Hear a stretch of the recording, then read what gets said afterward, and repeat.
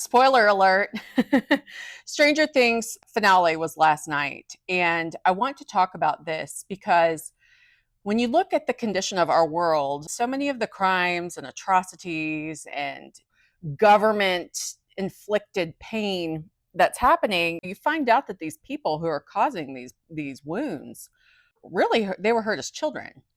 And the reason why they're acting out, if you want to boil it down to very simple terms, is because they're deeply wounded and they don't alchemize that wound the way that we would like. They instead turn it upon other people. And that is what we're seeing in the finale of Stranger Things.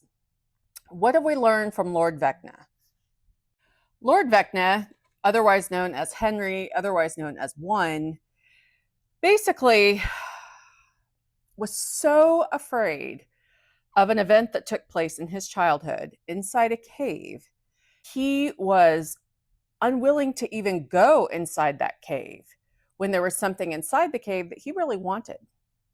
I'm going to speak loosely around my interpretation of this last episode and this last season because I don't want to spoil it too much for you. But the fact of the matter is that Vecna had an adverse childhood experience when he was Henry that shaped the course of his life. Not only did the traumatic impact shape the course of his life, his fear of experiencing it again through memory shaped the impact of his life.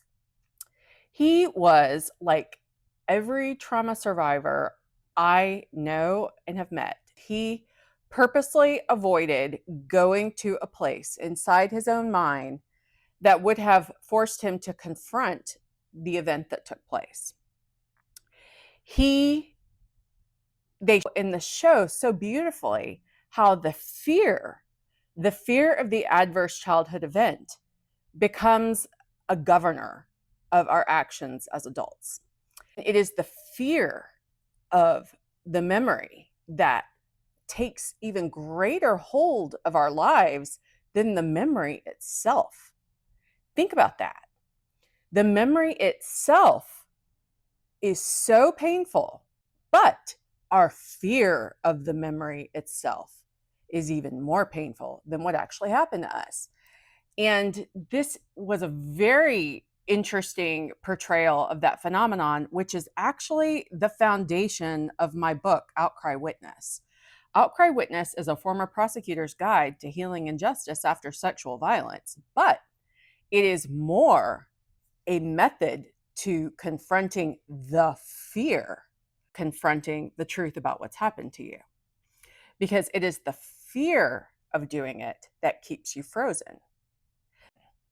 The fear is frozen silence. It is these things that make you paralyzed, unable to say the truth about what's happened to you. And it is so validating for me as the author to watch shows like Stranger Things, to one, see them addressing childhood trauma in a way that we can really explain to our kids. I can talk about Vecna and the cave to my kids, and they're going to understand what it means. They're going to be like, he was afraid of going into the cave, even when Max and Holly were in there, and he still wouldn't go. Why? It's because something bad happened to him inside that cave. He didn't want to think about it. That is an analogy that kids can understand, that can help them understand the way human beings deal with traumatic, adverse childhood events. The more we know about how we react to these things, the more we're able to buttress, the more we're able to guard against the same pattern repeating. As you know, I'm teaching my children about childhood trauma, how we're afraid of the things that happened a long time ago, how the past isn't really the past. If the past is bad, it's not really the past to you. It is very much with you. Because of this, I'm not sure I really believe in time. As it's been explained, time is not linear. And I'm still unpacking, what Matthew McConaughey's character says in True Detective, time is a flat circle.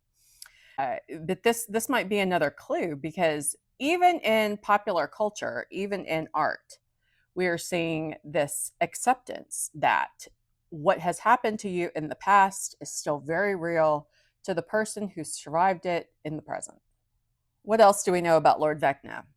We know that he does what we all are confronted with doing. He makes a choice.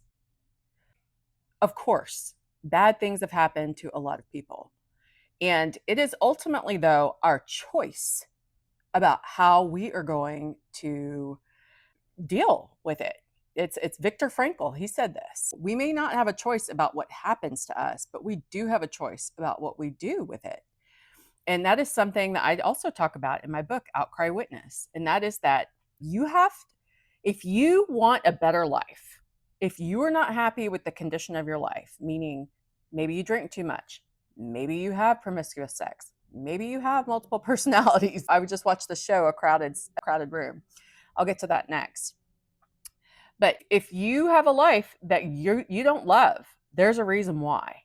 It is very likely, based on all the data that exists and everything I know working with survivors, that the reason why you're not happy is because something bad happened to you in the past.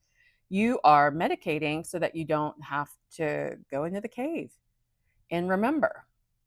But we have a choice. And Vecna said this in this last episode. I'm not going to go into what he said, but there was a conversation about a choice. And I want to point that out because we have a choice whether we want to heal or whether we're going to remain so afraid of what happened to us in the past that we're going to rob ourselves of a healed life because of it. Finally, I want to talk about Lord Vecna's choice in conspirators. I use that term very loosely because he could not go and he could not collapse the worlds. He could not go fully into darkness to create this beast that he was so desperately trying to create without children. And, I see that as a microcosm of a macrocosm, which is that some very wounded people choose to take children down with them because children are pure and they're easier to manipulate than adults. But, I worship children. I think children are the oracles in our world. And, my children are my greatest advisors. They are the wisest, most precious human souls I have ever met. So have the children that I've worked with throughout my career been to me. It is the children who have gotten me through it, being a crimes against children prosecutor and understanding my own pain. Really, the model for what drove me to write this book is that these children are so brave. It is the light inside of them. And I haven't connected all the pieces of why perpetrators choose children. There's still a lot that is unknown to me and to everyone else as of today. But Vecna did drive the point home that a deeply troubled person will often lash out at children, bring children down with them. And, it just really drives home the point that we have got to protect children because bad people want them. And maybe that bad person had something bad happen to them in the past. And maybe that'll, discovering that will help us understand why this person did what they did. But our understanding of their problem is not worth the life of our own child.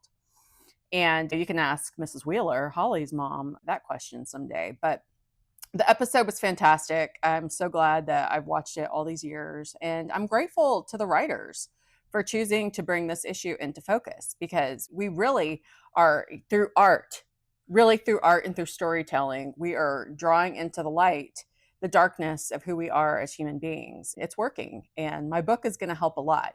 It's going to get our stories from point A to point B so that it's not, just a few shows we see on TV, but our shifted consciousness that is changing for the better.